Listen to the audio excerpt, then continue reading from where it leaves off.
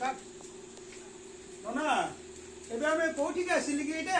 ଆରେ ଏଇଟା ପୁରା ବୌଦ୍ଧ ଜିଲ୍ଲା କଣ୍ଟାଳ ବ୍ଲକ ର ଘଣ୍ଟାପଡା। ଘଣ୍ଟାପଡା? ହଁ। ହଉ ଚାଲ ଦେଖିବା ଏଇଠି କଣ ହଉ ନ ହଉ ସରକାର ଯୋଜନା ଗୁଡା ତ କହିବା। ହଉ ଆରମ୍ଭ କରେ। ଷୋଳ ଷୋଳ ସାଧୁ ଜନ ଦେଇ ମନ କନ ସରକାରଙ୍କ ଯୋଜନା କରିବା ଗାୟନ। ଭାଇ ସରକାରଙ୍କ ଯୋଜନା କରିବା ଗାୟନ।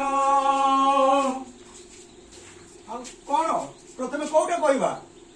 ଆରେ ସରକାର ଯୋଉ ଯୋଜନା ମାନ ଏବେ କରିଛନ୍ତି ଆଚ୍ଛା ସେଇଥିରୁ ଗୋଟେ ଗୋଟେ କରି କହୁଛି ଶୁଣ। ହଁ କହ। ଆରେ ବିଜୁ ସ୍ୱାସ୍ଥ୍ୟ ଯୋଜନାରେ ଲୋକେ ହେଲେ ଭଲ। ବିଜୁ ସ୍ୱାସ୍ଥ୍ୟ ଯୋଜନାରେ ଲୋକେ ହେଲେ ଭଲ।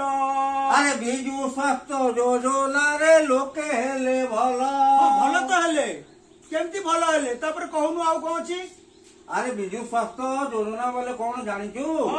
କହୁନୁ। ଆରେ ଭାଇ ଶୁଣ। ହଁ। ଆରେ ବିଜୁ ସ୍ୱାସ୍ଥ୍ୟ ଯୋଜନା ହେଉଛି ଆମ ଓଡ଼ିଶାର ଲୋକମାନେ ଯୋଉମାନେ ଅନଗ୍ରସ ମାନେ ଦୁଃଖୀ ଗରିବ ଦୁଃଖୀଙ୍କର ସେବା ସରକାର ନିଜେ କରୁଛନ୍ତି। ସେମାନଙ୍କୁ ସେବା ଯୋଗାଇବା ପାଇଁ ଆମର ସରକାର ବିକେଏସ୍ୱାଇ ଯୋଜନାଟିଏ କରିଛନ୍ତି। ତାକୁ ବିଜୁ ସ୍ୱାସ୍ଥ୍ୟ ଯୋଜନା ବୋଲି କୁହାଯାଏ। 5 ଲକ୍ଷ